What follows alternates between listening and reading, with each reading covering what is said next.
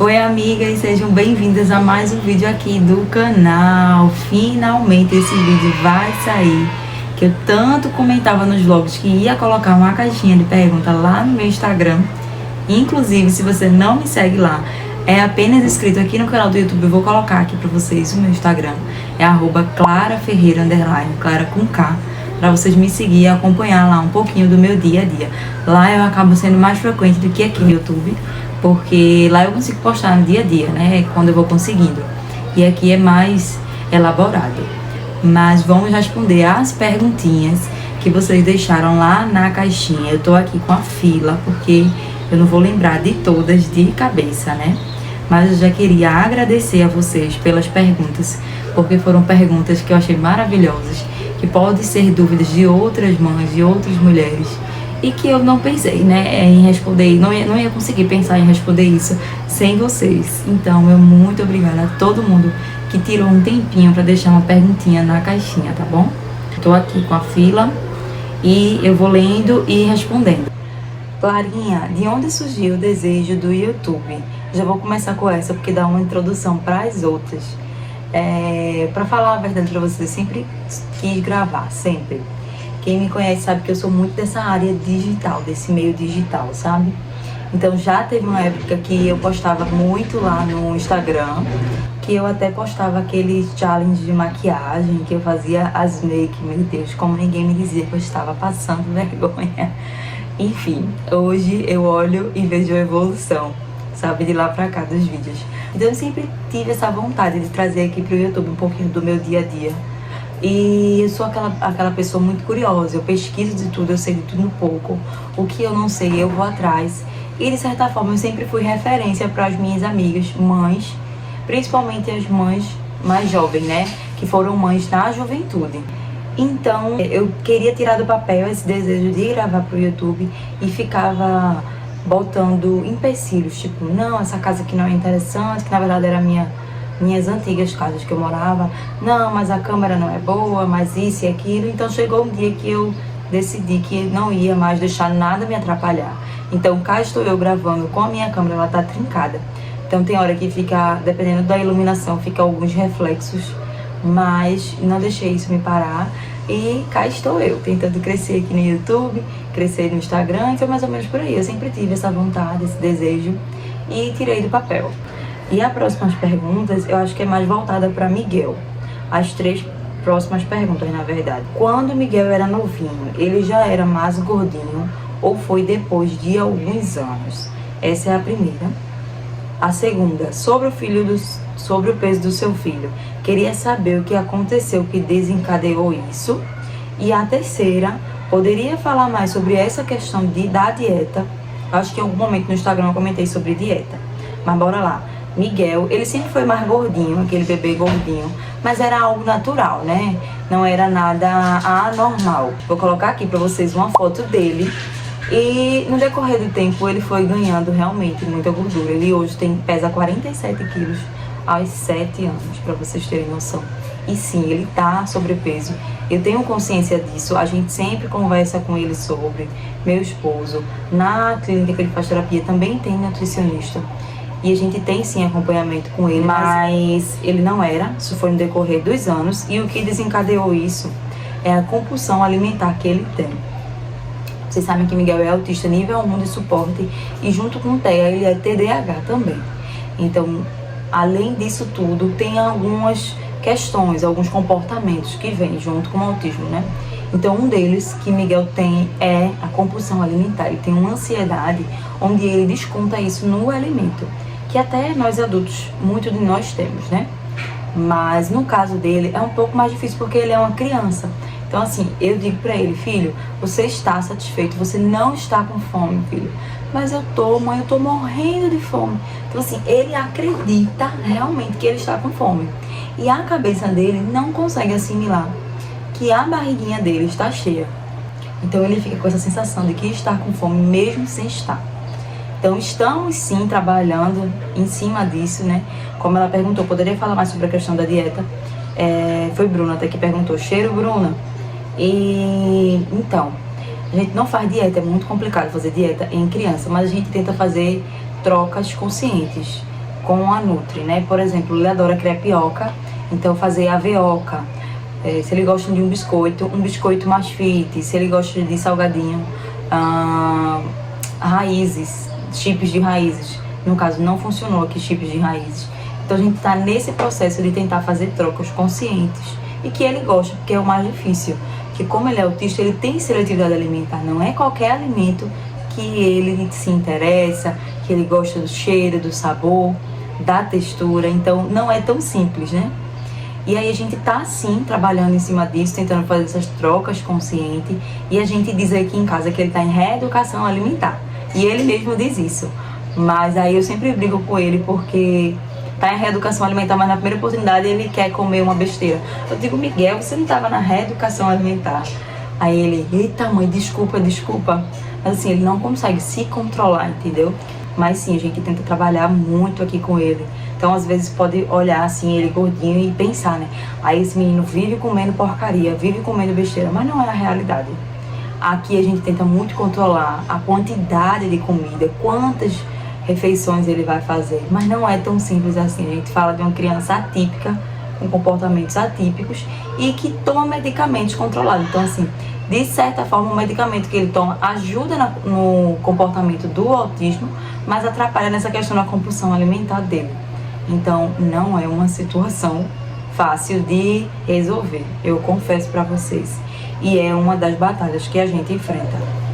Amiga, como é a sua rotina dia a dia? E a outra, porque eles estudam na parte da manhã e não da tarde. Eu acho que as duas têm a ver, então por isso que eu já li as duas juntas. Então, eles estudam na parte da manhã porque encaixa na nossa rotina. Miguelzinho faz terapia à tarde, terapia disciplinar à tarde. Então, ele precisa estudar pela manhã para isso se encaixar. E pra gente, pra nossa rotina aqui, geralmente eu acordo 5h30, 5h40, mais tardar. E eu já venho pra cá, pra cozinha, preparar as marmitinhas deles, levar pra escola, o lanchinho. Como eles estudam em escola pública, lá serve lanche. Só que Miguelzinho não come de tudo, então eu sempre mando alguma coisa pra complementar. E ele toma café aqui. Elisa não toma café, mas sempre leva. Às vezes ela nem come o que eu mando, come o que é servido na escola, que ela é bem mais tranquila com a alimentação. Mas tem vezes que também é coisa que ela não come, então, tendo o lanchinho dela, ela não vai ficar com fome, porque ela come um ou outro, ela é bem controlando essa questão. E aí eu me acordo, já venho pra cá, acordando, dando banho, um vai se enxugando, o outro vai entrando no banho. Miguel já consegue se vestir, Elisa eu preciso vestir. E vou pra parte mais trabalhosa, que é o cabelo de Elisa. Porque como é menina, tem uma divisão. Às vezes, se eu puder, eu já deixo pré-pronto no dia anterior, divisões, pra me facilitar. E aí, desço com eles pra colocar no transporte escolar, aí é que eu começo a minha correria, a pauleira aqui, porque aí eu já vou cuidando de tudo. Eu costumo colocar na minha agenda que é um 360 na casa, porque eu cuido do banheiro, dos quartos, da sala, da pia, da roupa. Depois disso, aí é que vem, eu vou gravar um vídeo, eu vou estudar para faculdade, eu vou fazer alguma outra coisa sem ser da casa.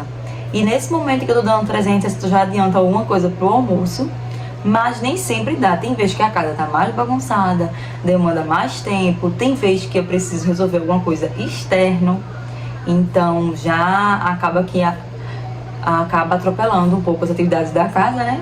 Mas é assim mesmo, tem dias e dias. Então a parte da manhã a rotina é mais ou menos essa.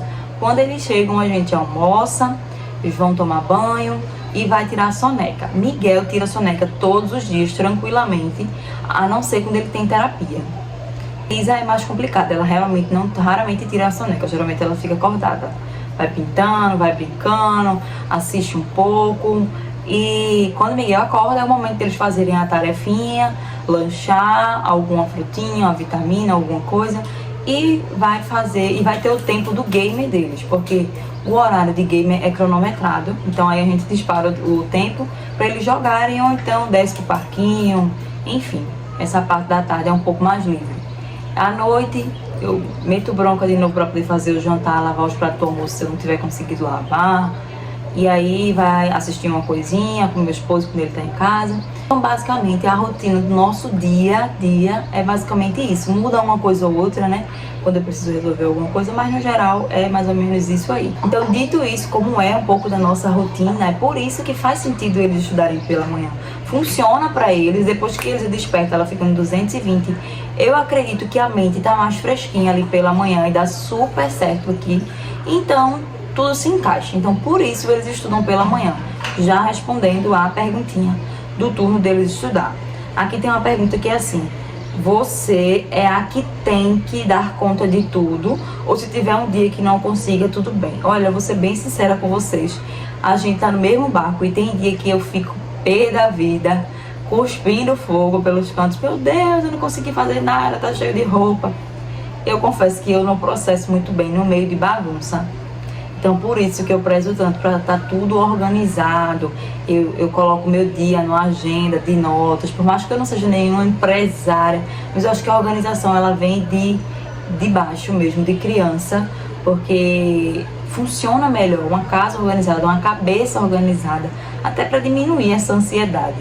Então, eu fico assim, ontem mesmo foi um dia que tudo saiu do que eu tinha planejado. Eu gravei esse vídeo aqui ontem, mas eu não gostei, porque as crianças ficaram aparecendo várias vezes, cortou, tava barulho, enfim. Ontem foi um dia daqueles e eu tava pé da vida. Aí depois eu parei, respirei e falei: calma, é só um dia. Quantos dias tu não dá conta? É só um dia. E aí hoje foi um outro dia. As duas crianças, tanto Miel quanto Elisa, foram para a escola. Eu consegui dar conta dos afazeres da casa e cá estou gravando com vocês. Bem melhor do que o vídeo que estava sendo feito ontem, que estava sendo produzido ontem. Mas respondendo a pergunta, eu fico sim estressada quando eu não consigo dar conta. Mas é um processo, eu estou aprendendo a assimilar, sabe? A me permitir, porque eu sou uma máquina, eu não sou um robô. A gente tá numa era, numa fase que a gente é cobrado a ser produtivo, né? Eu realmente adoro ser produtiva, e quem não gosta, né?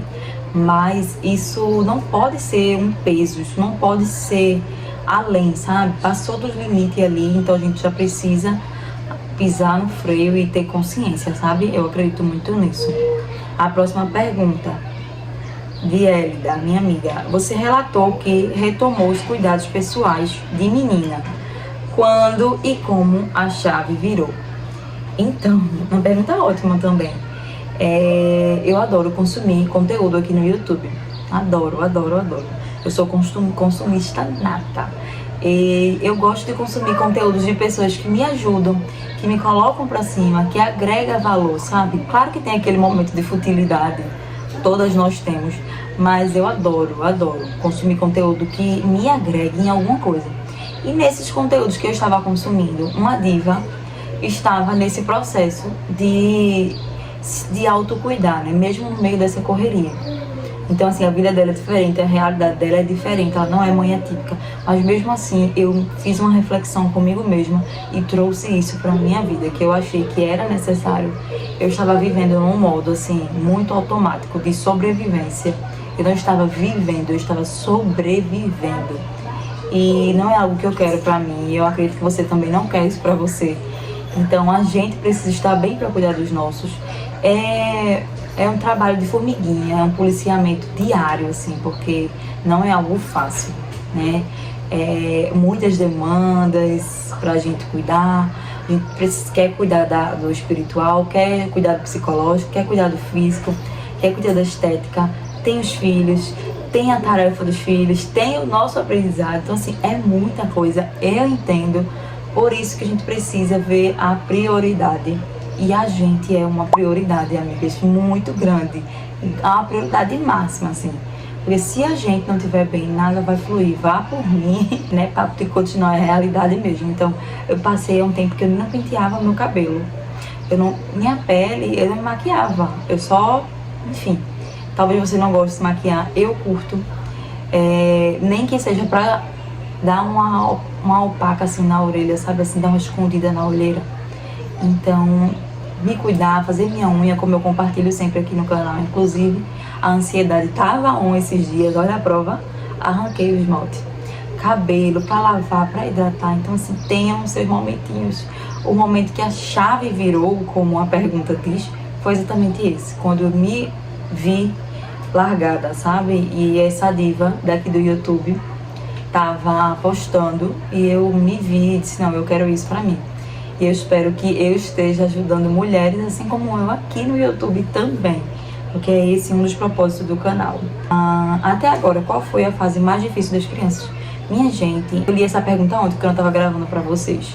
E eu fiquei pensando assim, sabe? Qual foi a fase mais difícil?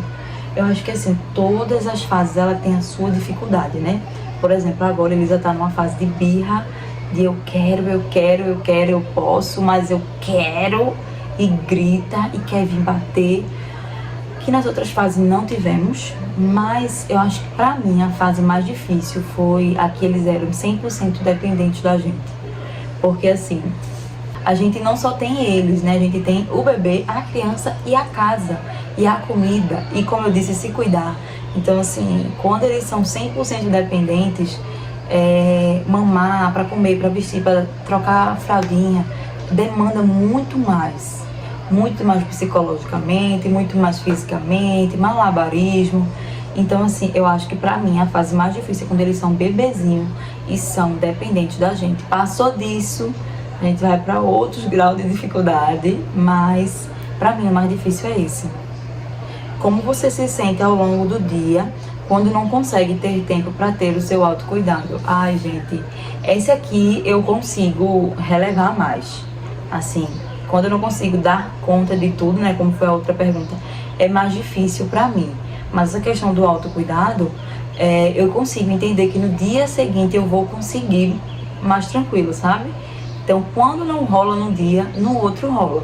Por exemplo, eu já disse aqui no canal, eu lavo meu cabelo na quarta e no sábado. E o sábado é o dia da beleza, é o dia que eu faço unha, lavo, hidrato o cabelo. Então é o meu dia da beleza. Só que tem sábados específicos que tem alguma coisa. Então, ou eu preciso antecipar para sexta, ou vai ficar pro domingo. Então, assim, paciência, né? Eu respiro e vai. E é mais tranquilo para mim, eu confesso. E a outra pergunta: como faz para sobrar tempo pra gente com tantos afazeres maternos e uma carinha? Ai, amiga, eu faço... A dica que eu dou é fazer o cronograma do dia, né? A agenda diária, como eu digo. Aqui deu super certo, depois que eu comecei a colocar em prática. Porque além de eu fazer a agenda nas notas, eu coloco prioridade, tipo um asteriscozinho. O que é prioridade para aquele dia? Porque às vezes a gente tá lavando a louça, daqui a pouco a gente tá recolhendo roupa, daqui a pouco a gente tá arrumando o quarto, e a prioridade não era nenhum desses. A prioridade era separar o documento. Então, pra mim, o que tem funcionado é anotar o meu dia a dia e prioridades. Tem vezes que ainda eu anotando, eu ainda me enrolo. Então, imagina sem anotar. Fica mais claro, sabe, ali quando a gente visualiza. Às vezes tem muita coisa na nossa cabeça que a gente não consegue nem entender, mas quando a gente bate o olho ali e visualiza, funciona.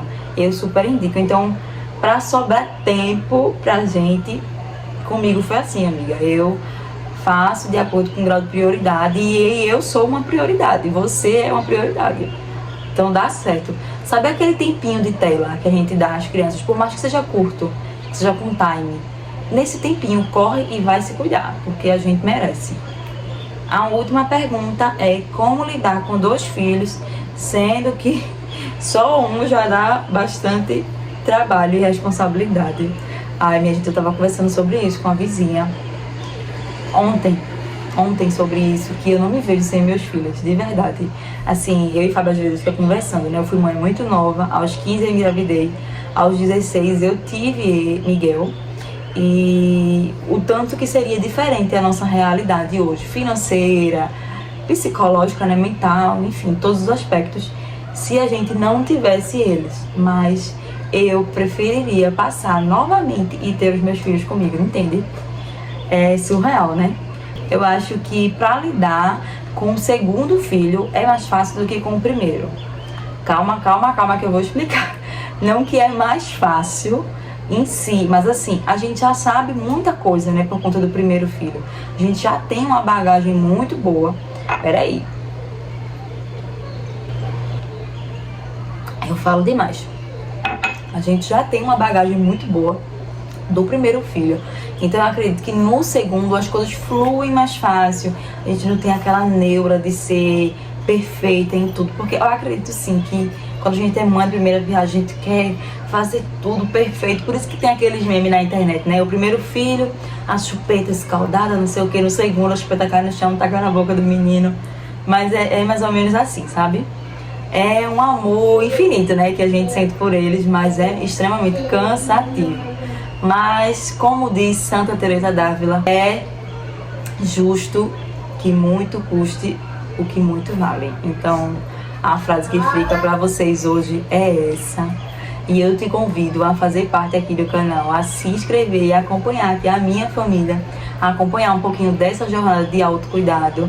Como eu disse, fui mãe muito nova, mas estou aqui disposta a aprender a ser uma mãe melhor, a ser uma Clara melhor a cada dia que se passa. E que vocês cresçam também junto comigo, vocês me ajudam a crescer e eu ajudo vocês. E assim a gente vai fluindo.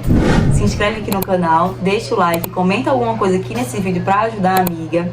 E ativa o sininho de notificações para não perder nenhum vídeo. Um beijo e até o próximo vídeo. Tchau!